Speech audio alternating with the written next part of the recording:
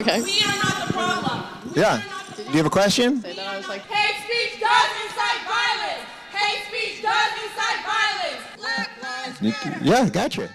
These protesters don't want this man to speak. The speaker is Dave Rubin. Hello, Internet. My name is Dave Rubin. I am the newest host here on the Young Turks. He was once a leftist. Obviously, I'm for Obamacare. You and I both started on the left. Yeah. Why did you switch? Oh, I woke up.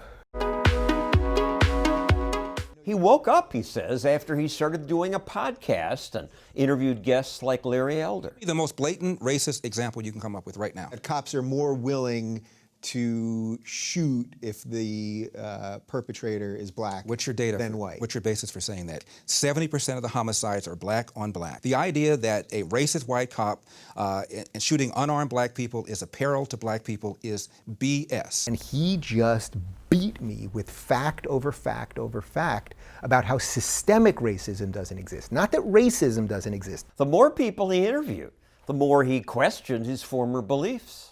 I realized that not everyone that these people disagreed with could be a racist and a bigot and a homophobe and a sexist. And that was the argument that was constantly being laid out. If there was a Republican that gave a speech and said, we should lower taxes, their answer was, he's racist. Now that actually makes no sense. Rubin now considers himself a classical liberal. On his podcast, he tries to interview people from the left and the right.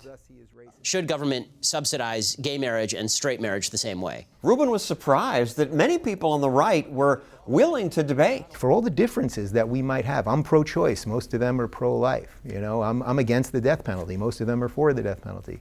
They're all willing to sit down and discuss ideas. When I went from left to libertarian, the right was willing to argue. If you believe in the individual, then you fundamentally understand that individuals are different. So you are willing to sit down with someone different than you. Some of his podcasts last 1 or more hours. I never thought that people would listen to interviews that long, but millions of people watch. I didn't know what was going to happen, but I started doing more of these long-form interviews and people kept watching, and then suddenly I realized, whoa, there's a lot of people that are thinking the things that I'm thinking. Not just me, by the way, there's Joe Rogan and there's others. We're allowing people to go, all right, let's really listen to something. Let's really unpack an idea.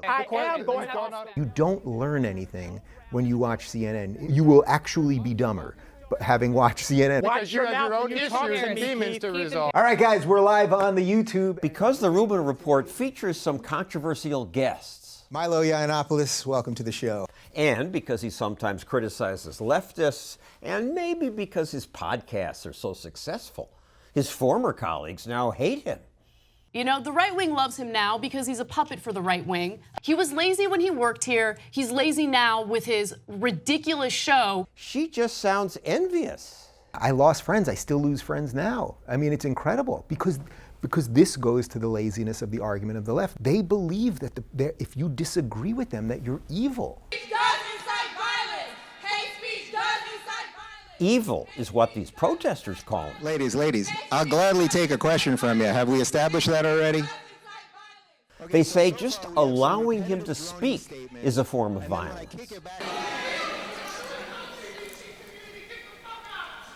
This woman said Rubin's insensitive to the victims on campus. Biased incidents reports and hate crimes have gone up.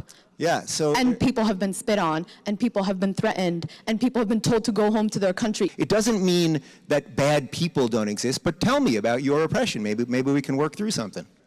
I mean, tell me about your oppression. So I have no reason to sit and talk about my own oppression because that's just like mental energy. Well, that, unless I'm going to be paid. It's an oppression Olympics. It's a hierarchy of oppressions. Oppression Olympics? Yeah, so you've got to figure out how you are oppressed. If you have a limp, you're this much oppressed, or if you're a Jew, this much oppressed, or a Muslim, this much oppressed. Everyone wants to be oppressed. There's truth behind it. Blacks have been oppressed.